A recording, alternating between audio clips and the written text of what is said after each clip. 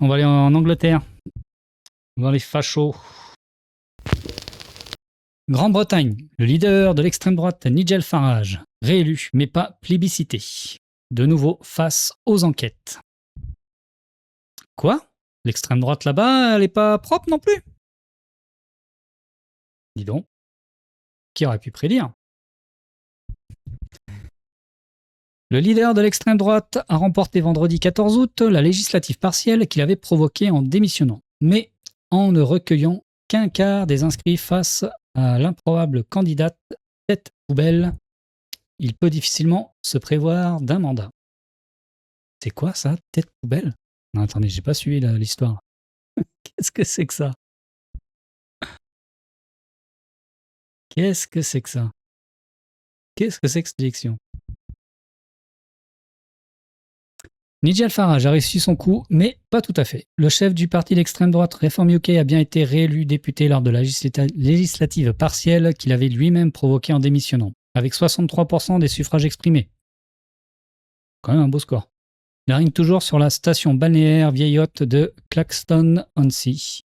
Mais le scénario ne s'est pas déroulé exactement comme prévu. Les grands partis traditionnels, travaillistes, conservateurs et libéraux-démocrates, ont boycotté ce scrutin et laissé la place à une improbable candidature dans le plus pur style anglais des Monty Python.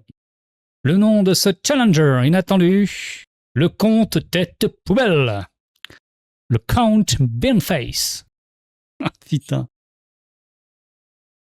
Il a fait quand même combien 20 non 30 37 37% quand même.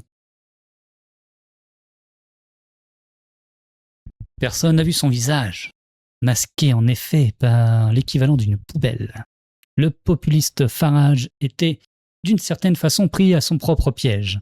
Crédité de 20% dans les sondages, le comte tête poubelle a finalement réuni 27% des suffrages exprimés. Excellent. C'est trop fort.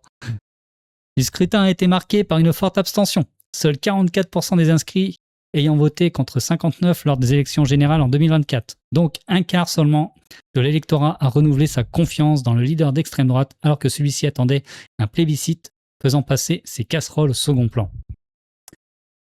Bon, hormis la blague, c'est là où il faut regarder, c'est ça où c'est intéressant. C'est quand même que y a une baisse de nombre de personnes.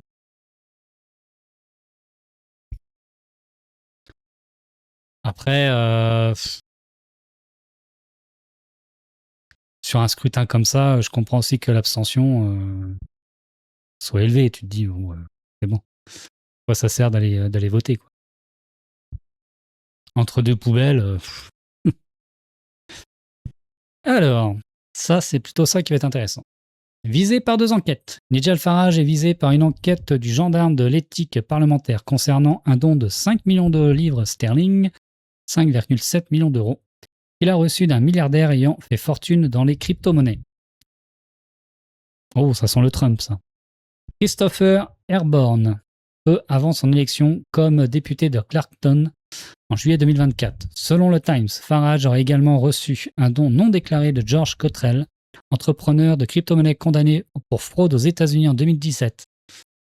Putain, tu te fais condamner pour fraude aux États-Unis, il faut le faire quand même. Celui qui aspire à remporter les prochaines élections générales prévues en 2029 en jouant la carte du peuple contre l'élite, a crié à l'offensive tout azimut de l'establishment contre nous. Il est des nôtres, il a les casseroles comme tous les autres.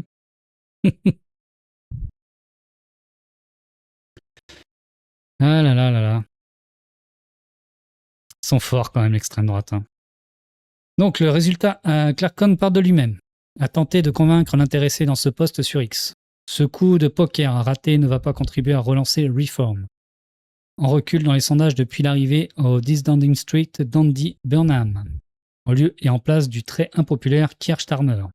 Depuis sa prise de fonction, le nouveau Premier ministre travailliste s'est attelé à ne pas réitérer les gaffes et les erreurs de communication de son prédécesseur, mais n'a pas offert pour autant une réorientation politique. L'hémorragie semble être néanmoins arrêtée pour le Labour.